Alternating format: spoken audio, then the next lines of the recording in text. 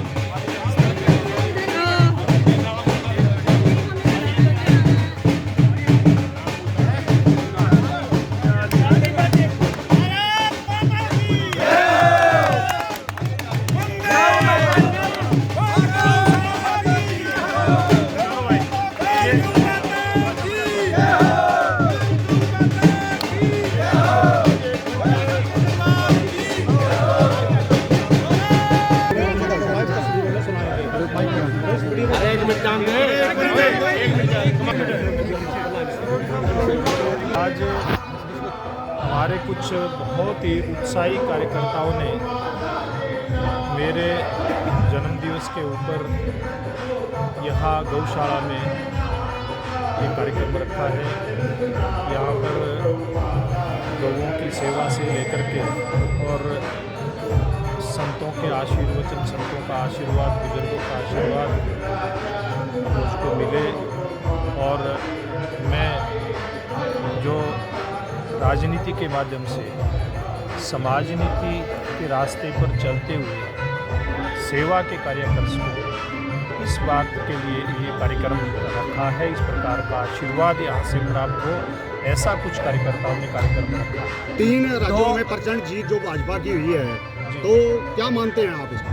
देखिए, ये एक तरफ जहाँ वहाँ की जो पुरानी सरकार थी कांग्रेस की, छत्तीसगढ़ में, राजस्थान, वहाँ का जो उनका शासन रहा, गरीबों के कल्याण के खिलाफ उनकी नीतियाँ चली, किसान वर्ग का उत्पीड़न हुआ, तुष्टीकरण की राजनीति हुई और दूसरी तरफ मध्य प्रदेश में भारतीय जनता पार्टी की कल्याणकारी नीतियाँ, नरेंद्र मोदी जी की कल्याणकारी नीतियाँ, और इन तीनों ही प्रदेश में भारतीय जनता पार्टी का जो सेवा भाव से काम करना है, जन कल्याण के काम करना है, विकास की योजनाओं को लागू करके जनता को एक सुखमय जीवन देने की कल्पना है और उस कल्पना को साकार करती हुई हमारी जो केंद्र की नरेंद्र मोदी जी की सरकार है, ऐसे सब जो कारण बने इन तीनों प्रदेशों में और फिर वहाँ के लाखों लाख कार्यकर्ता भारतीय जनता पार्टी की उस जीत में लगे और वहाँ की जनता का आशीर्वाद है। क्या लगता है हरियाणा में तीसरी बार सरकार? देखिए, निश्चित रूप से ये सरकार आने के बाद कार्यकर्ताओं के हौसले बुलंद हैं और विरोधियों के हौसले पस्त हैं।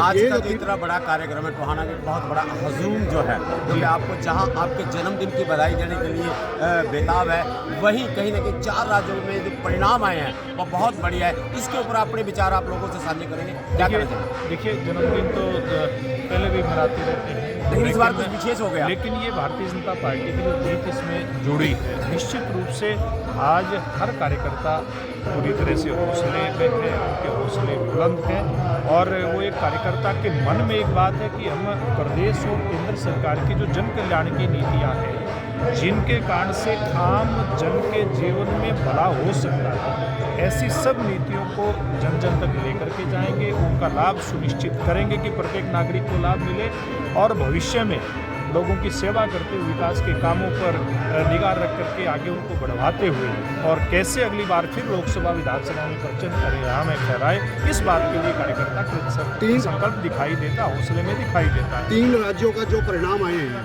वो क्या लगता है कि अब कार्यकर्ताओं में एक जोश, ऊर्जा सृजना करने का कार्य करेगा? देखिए, निश्चित रूप से जैसे मैंने कहा, जन्मदिन तो हमारे सब कार्यकर्ताओं के आते रहते हैं।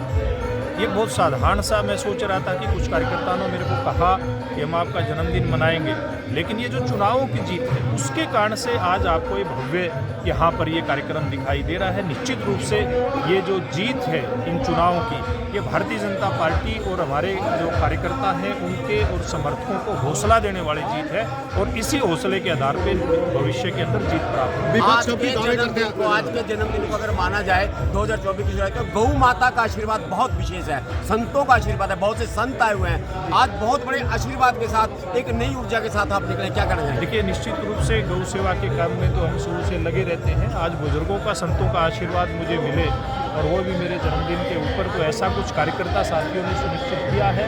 तो मैं आपके माध्यम से ऐसे सब जो उत्साही कार्यकर्ता हैं, मैं कल्पना नहीं कर सकता कि इस प्रकार का कार्यक्रम यहाँ पर आयोजन किया जाएगा।